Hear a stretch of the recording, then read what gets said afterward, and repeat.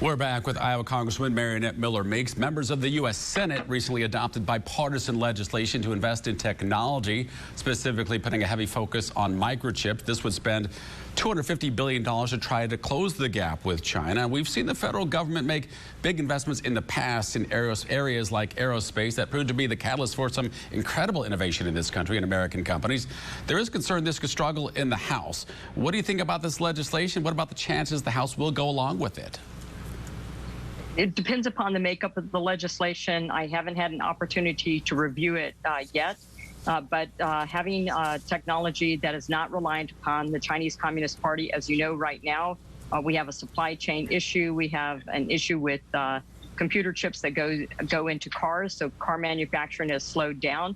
And we also have had two very large cyber attacks, one that affected Iowa with JBS, and then the other one was the Colonial Pipeline, the most recent ones, which were, very harmful to both our economy within our state of Iowa and to the east coast of the United States.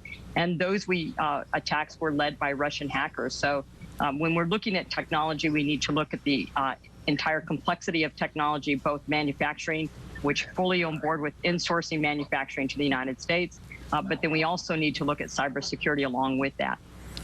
You stood out from a lot of your fellow Republicans recently by voting for an independent commission to look into the January 6th attack on the Capitol. I know you felt that it was important to establish a timetable for that, but why did you feel it was important to do besides the timetable, and how can the American people get the answers to find the source of the insurrection?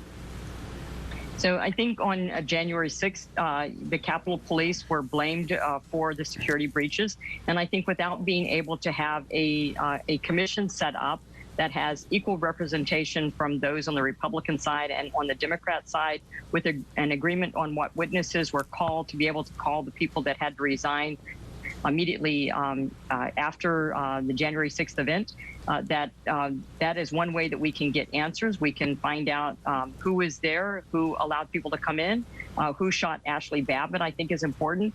I've also heard anecdotal reports that there are people who are charged and arrested and in solitary confinement, and I think it's very important to know that as well. So I think there are a variety of reasons why voting for the commission, it was a difficult vote for me, but why I voted for it.